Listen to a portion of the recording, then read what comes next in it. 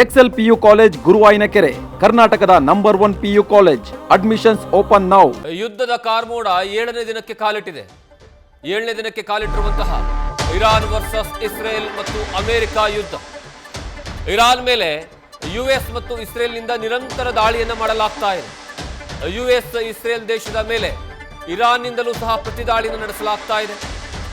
Iran ರಾಜಧಾನಿ Tehran ಮೇಲೆ Israel ಮತ್ತು ಯುಎಸ್ ದಾಳಿಯನ್ನು ಮುಂದುವರಿಸಿದೆ. ಇದುವರೆಗೆ 7 ದಿನಗಳ ಈ ಯುದ್ಧದ ಕಾರ್ಮೋಡದಲ್ಲಿ ಇರಾನ್ ಒಂದರಲ್ಲೇ 2100ಕ್ಕೂ ಹೆಚ್ಚು ಜನ ಬಲಿಯಾಗಿದ್ದಾರೆ ಎನ್ನುವಂತಹ ವಿಚಾರ. ಇದರ ಜೊತೆಗೆ ಇರಾನ್ನ ನೌಕಾಪಡೆಯ ಮೇಲೆ ಯುಎಸ್ ಮತ್ತು ಇಸ್ರೇಲ್ ದಾಳಿಯನ್ನು ಮುಂದುವರಿಸಿದ್ದು, ಇರಾನ್ನ ಕ್ಷಿಪಣಿ ಉಡಾವಣಾ ಕೇಂದ್ರಗಳ ಮೇಲೆ ಇಸ್ರೇಲ್ ದಾಳಿ ಮಾಡ್ತಾ ಇದೆ.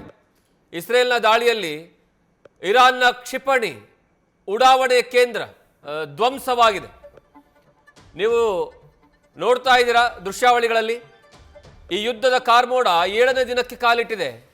ಆ 7ನೇ ದಿನಕ್ಕೆ ಕಾಲಿಟ್ಟಿರುವಂತಹ ಪರಿಣಾಮವಾಗಿ ಇವತ್ತು ಅದರ ತೀವ್ರತೆ ಮತ್ತಷ್ಟು ಹೆಚ್ಚಿಗೆ ಪಡ್ಕೊಳ್ತಾ ಇದೆ.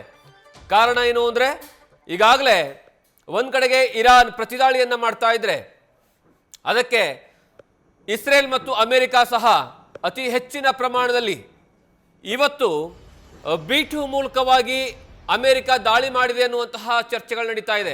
ಅಂದರೆ ಬೀಸ್ಟ್ 2 ಆ ಮೂಲಕವಾಗಿ ಆ ಒಂದು ಶಸ್ತ್ರಾಸ್ತ್ರವನ್ನು ಬಳಕೆ ಮಾಡಿಕೊಳ್ಳುವಂತಹ ಕೆಲಸವನ್ನು ಇವತ್ತು ಅಮೆರಿಕ ಮಾಡಿದೆ.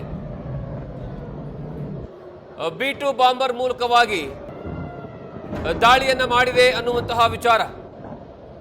ಇದು ಯುದ್ಧದ ತೀವ್ರತೆ ಮತ್ತೊಂದು ಸ್ವರೂಪವನ್ನು ಪಡ್ಕೊಳ್ಳುತ್ತೆ ಅನ್ನೋದಕ್ಕೆ ಬೆಸ್ಟ್ ಎಕ್ಸಾಂಪಲ್. ಹಾಗಂದ ತಕ್ಷಣ ಇರಾನ್ ಏನು ಸುಮ್ಮನೆ ಕೂತ್ಕೊಂಡಿಲ್ಲ. ಇರಾನ್ ಸಹ ಇಸ್ರೇಲ್ನ ರಾಜಧಾನಿ ಟೆಲ್ ಅವೀವ್ ಮೇಲೆ ದಾಳಿಯನ್ನು ಮಾಡಿದೆ. ಕೇವಲ ಒಂದೇ ಒಂದು ಗಂಟೆಯಲ್ಲಿ ನಿರಂತರವಾಗಿ 3 ಬಾರಿ ದಾಳಿಯನ್ನು ಮಾಡಿದೆ ಅನ್ನುವಂತಹ ವಿಚಾರವನ್ನು ಸ್ವತಃ ಇಸ್ರೇಲ್ ಹೇಳ್ಕೊಂಡಿದೆ.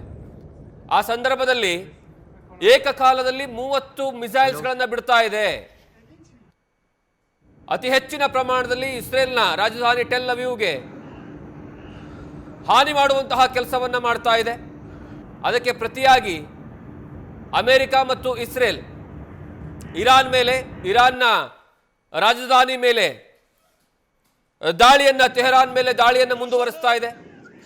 ಇದರ ಪರಿಣಾಮ ಮತ್ತಷ್ಟು ಘನಘೋರ ಆಗುವಂತಹ ಸಾಧ್ಯತೆಗಳೇ ದಟ್ಟವಾಗಿ ಕಾಣಿಸ್ತಾ ಇದೆ. ಇಲ್ಲಿಯವರೆಗೆ ಇರಾನ್ ಒಂದರಲ್ಲೇ 2100ಕ್ಕೂ ಹೆಚ್ಚು ಜನ ಸಾವಿಗೀಡಾಗಿದ್ದಾರೆ.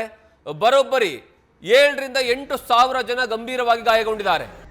ಅಷ್ಟಾದರೂ ಸಹ ಇರಾನ್ ಯಾವುದೇ ಕಾರಣಕ್ಕೂ ಈ ಯುದ್ಧವನ್ನು ನಿಲ್ಲಿಸುವಂತಹ ಯಾವುದೇ ಚರ್ಚೆಯನ್ನ ಮಾಡ್ತಾ ಇಲ್ಲ. ಈಗಾಗಲೇ ಗೊತ್ತಿದೆ ಯಾವುದೇ ಕಾರಣಕ್ಕೂ ಇರಾನ್ ಗೆಲ್ಲೋದಕ್ಕೆ ಆಗೋದಿಲ್ಲ ಅಂತ. ಆದರೂ ಸಹ ಇರಾನ್ ಯಾವುದೇ ಕಾರಣಕ್ಕೂ ಸಹ ತಮ್ಮ ಸರ್ವಾಧಿಕಾರಿಯನ್ನ ಹತ್ಯೆ ಮಾಡಿರುವಂತಹ ಪ್ರತಿಕಾರವನ್ನ ಅಷ್ಟು ಈಸಿಯಾಗಿ ಬಿಟ್ಕೊಡೋದಕ್ಕೆ ಸಿದ್ಧವಿಲ್ಲ. ಜೊತೆಗೆ ಇರಾನ್ ಜೊತೆಗೆ ಇನ್ನು ಮುಂದೆ ಯಾರೇ ಯುದ್ಧವನ್ನು ಮಾಡೋದಕ್ಕೆ ಘೋಷಣೆ ಮಾಡಿದ್ರು ಸಹ ನಾವು ಎಂತಹ ಪರಿಸ್ಥಿತಿಯಲ್ಲಿ ಕೊನೆಯವರೆಗೂ ಸಹ ಹೋರಾಟವನ್ನು ಮಾಡ್ತೀವಿ ಅಂತ ಸಂದೇಶವನ್ನು ರವಾನೆ ಮಾಡುವಂತಹ ಕೆಲಸವನ್ನು ಇರಾನ್ ಮಾಡ್ತಾ ಇದೆ. ಕೇವಲ ಟೆಲ್ ಅವೀವ್ ಒಂದೇ ಅಲ್ಲ, ಟೆಲ್ ಅವೀವ್ ಜೊತೆಗೆ ಬೇರೆ ಬೇರೆ ನಗರಗಳ ಮೇಲೂ ಸಹ ದಾಳಿಯನ್ನು ಮಾಡುವಂತಹ ಕೆಲಸವನ್ನು ಇರಾನ್ ಮಾಡ್ತಾ ಇದೆ. 7ನೇ ದಿನಕ್ಕೆ ಯುದ್ಧದ ಕಾರ್ಮೋಡ ಇವತ್ತು ಎಂಟ್ರಿಯನ್ನು ಕೊಟ್ಟಿದೆ. ಇವತ್ತು ಅದರಲ್ಲೂ ಪ್ರಮುಖವಾಗಿ ಇರಾನ್ ಬ್ಯಾಲಿಸ್ಟಿಕ್ ಕ್ಷಿಪಣಿಗಳ ದಾಳಿಯನ್ನು ಮಾಡಿದೆ. ಈ ಯುದ್ಧ ಯಾವುದೇ ಕಾರಣಕ್ಕೂ ಸಹ ನಿಲ್ಲೋ ಲಕ್ಷಣಗಳು ಕಾಣಿಸ್ತಾ ಇಲ್ಲ. ಆದರೆ ಒಂದು ಸಮಾಧಾನ ಏನು ಅಂದರೆ, ಸ್ವಲ್ಪ ಮಟ್ಟಿಗೆ ಭಾರತಕ್ಕೆ ಈ ತೈಲದ ಹೊಡೆತ ಏನು ಬೀಳುತ್ತೆ ಅನ್ನುವಂತಹ ಚರ್ಚೆಗಳಿತ್ತಲ್ಲ, ಅದಕ್ಕೆ ಸ್ವಲ್ಪ ರಿಲೀಫ್. ಅಂದರೆ ರಷ್ಯಾದಿಂದ ಭಾರತ ತೈಲವನ್ನು ಖರೀದಿ ಮಾಡೋದಕ್ಕೆ ಅಮೆರಿಕ ಒಪ್ಪಿಗೆಯನ್ನು ಕೊಟ್ಟಿದೆ. ಅದರ ಜೊತೆಗೆ ಈ ಹರ್ಮೂಜ್ ಜಲಸಂಧಿ ಏನಿದೆ ಅಲ್ಲ, ಆ ಹರ್ಮೂಜ್ ಜಲಸಂಧಿಯ ಮೂಲಕವಾಗಿ ರಷ್ಯಾದ ಹಡಗುಗಳ ಸಂಚಾರ ಮಾಡೋದಕ್ಕೆ ಇರಾನ್ ಸಹ ಒಪ್ಪಿಗೆಯನ್ನು ಕೊಟ್ಟಿದೆ. ಆ ಮೂಲಕವಾಗಿ ಸ್ವಲ್ಪ ಮಟ್ಟಿಗೆ ಈ ತೈಲದ ಗೊಂದಲ ಏನಿತ್ತು, ಬೆಲೆ ಏರಿಕೆಯ ಬಿಸಿ ಏನಿತ್ತು, ಅದು ಸ್ವಲ್ಪ ಕಡಿಮೆ ಆಗುವಂತಹ ಅಥವಾ ತಟಸ್ಥ ಇರುವಂತಹ ಸಾಧ್ಯತೆಗಳಿದ್ದಾವೆ. ಅದನ್ನು ಯಾವ ರೀತಿಯಾಗಿ ನಿರ್ವಹಣೆ ಮಾಡಲಾಗುತ್ತೆ? ಕೇವಲ ತೈಲಕ್ಕೆ ಮಾತ್ರ ಸೀಮಿತನ ಈ ಸಂಚಾರ, ಹಡಗುಗಳ ಸಂಚಾರ, ಅಥವಾ ಬೇರೆ ಬೇರೆ ವಸ್ತುಗಳನ್ನು ತೆಗೆದುಕೊಂಡು ಸರಬರಾಜು ಮಾಡೋದಕ್ಕೆ ಈಗಾಗಲೇ ಆ ಲಂಗರಿನಲ್ಲಿದ್ದಾವಲ್ಲ, ಅದನ್ನೂ ಸಹ ಬಿಡ್ತಾವ ಅನ್ನುವಂತಹ ಪ್ರಶ್ನೆ. ಆದರೆ ಯುದ್ಧದ ಕಾರ್ಮೋಡದ ಪರಿಣಾಮ ದೊಡ್ಡ ಮಟ್ಟಿಗಲ್ಲಿ ಹಾನಿ ಆಗ್ತಾ ಇರೋದಂತೂ ಸತ್ಯ. ಯಾವುದೇ ಕಾರಣಕ್ಕೂ ಸಹ ಈ ಯುದ್ಧ ನಿಲ್ಲುವಂತಹ ಲಕ್ಷಣಗಳು ಕಾಣಿಸ್ತಾ ಇಲ್ಲ. ಬಹುಶಃ ಇರಾನ್ನಲ್ಲಿರುವಂತಹ ಎಲ್ಲ ಬ್ಯಾಲಿಸ್ಟಿಕ್ ಮಿಸೈಲ್ಸ್ಗಳಾಗಿರ್ಬೋದು ಅಥವಾ ಏನಂದ್ರೆ ಅವ್ರ ಹತ್ರ ಇರುವಂತಹ ಅತ್ಯಾಧುನಿಕ ತಂತ್ರಜ್ಞಾನದ ಮಿಸೈಲ್ಸ್ಗಳು ಏನಿದಾವೆ ಅವೇನಾದರೂ ಖಾಲಿ ಆಗೋವರೆಗೂ ಸಹ ಯುದ್ಧವನ್ನು ಮಾಡ್ತಾರಾ ಅನ್ನುವಂತಹ ಪ್ರಶ್ನೆ ಮೂಡ್ತಾ ಇದೆ.